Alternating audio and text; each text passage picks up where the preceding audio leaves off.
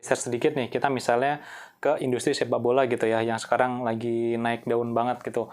Gue suka banget sama satu klub sepak bola asal Inggris, Manchester City. Dan sebenarnya yang bikin gue seneng banget dari Manchester City bukan tentang masalah prestasi mereka doang di lapangan gitu ya.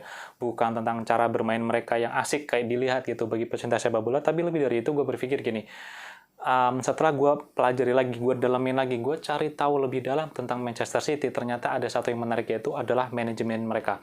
Pemilik mereka, bahkan mereka membuat satu grup bisnis yang bernama City Football Group. Dan ketika gue mendengar nama ini, gue langsung, wow, it's amazing gitu. Gue langsung suka banget gitu.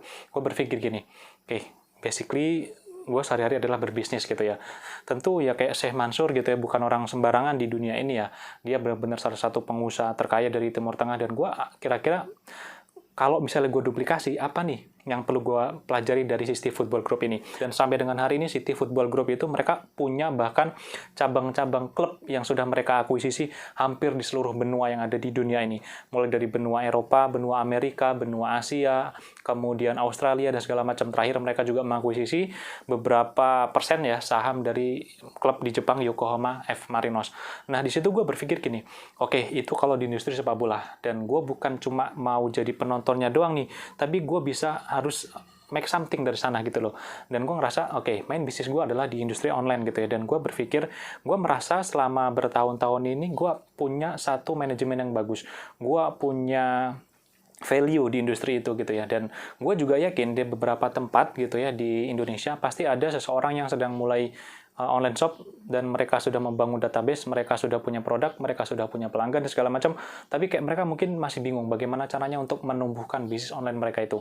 Dan gue pengen mewadahi itu sih. Gue berpikir, oke, dalam manajemen gue, misalnya manajemen Delio gitu ya, banyak banget nantinya ke depan online shop, ya mungkin ini akan menjadi mimpi yang harus gue wujudkan di tahun 2024 ini, dan ini adalah salah satu resolusi besar gue tahun 2024, gue pengen lebih banyak manfaat buat orang-orang yang membutuhkan bantuan gue gitu. Dan salah satunya misalnya kayak ada teman yang cerita, oke, ternyata Mas, aku sudah membangun nih satu online shop, let's say udah 2-3 tahun ini, tapi kayaknya saya masih kurang nih untuk cara memperbesar bisnis saya nih, bagaimana yang harus saya lakukan, ekspansi apa yang harus saya lakukan. Dan di situ gue bisa ambil alih gitu. Secara kesepakatan verbal gitu ya, misalnya oke, gue ambil atau dana di sana misalnya 30-40%, dan gue di situ berhak untuk ikut andil dalam manajemennya. Dan manajemen yang gue lakukan sekarang ini akan gue duplikasi full di situ.